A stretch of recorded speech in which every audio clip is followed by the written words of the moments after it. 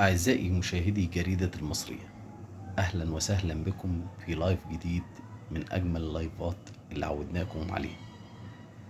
النهاردة هننقل لايف من الأماكن الأثرية ذات التاريخ العريق.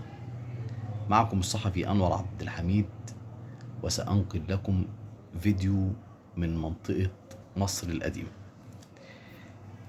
وبها عظمة التاريخ في بناء مسجد الفرنساوي، واللي هنعرف ليه سمي بالفرنساوي.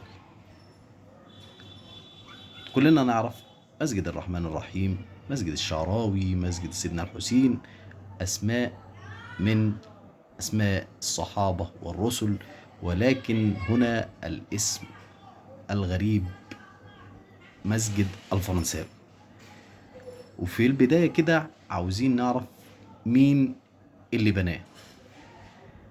اللي بناه جنرال في عهد محمد علي باشا، كان سليمان الفرنساوي،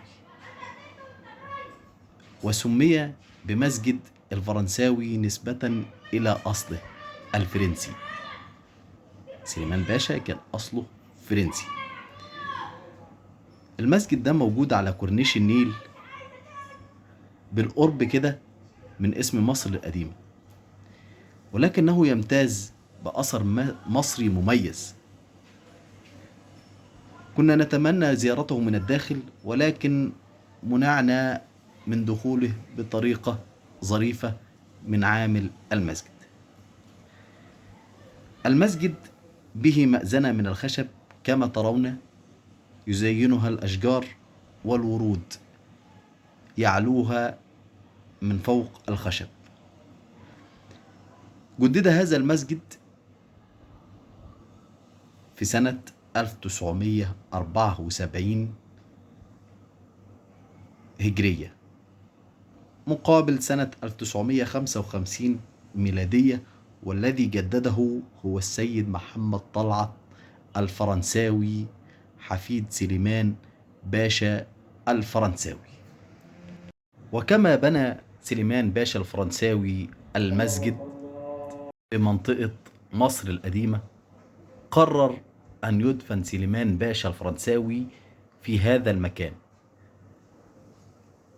وضبط مكانا له خلف المسجد أسسه له ولزوجته كما ترونه أمامكم في الفيديو. تلك القبة وهي التي سميت بقبة الفرنساوي، وهي ضريح سليمان باشا الفرنساوي. كما ترون وتشاهدون طرازها المعماري، فهي تتكون من حجرة، وهذا هو مقبرة زوجته. عدنا مرة أخرى إلى مقبرة سليمان باشا، والتي يعلوها قبة من الحديد المشغول المزخرف بالورود، على أروقتها الخشبية زخارف ومكتوب عليها من الآيات القرآنية والذكر الحكيم. زي ما انتم شايفين القبر مغطى بالرخام، حوله مكان فسيح به 2 من القبور: قبر سليمان باشا الفرنساوي، وقبر زوجته والتي يقال لها السيدة زينب أو السيدة مريم. كما ترون في هذه الصورة في آخر الفيديو، هناك مقبرة زوجته وهذه مقبرته. ولكن بعد ثورة يناير أصبح هذا المكان مهجورا. كان معكم أنور عبد الحميد.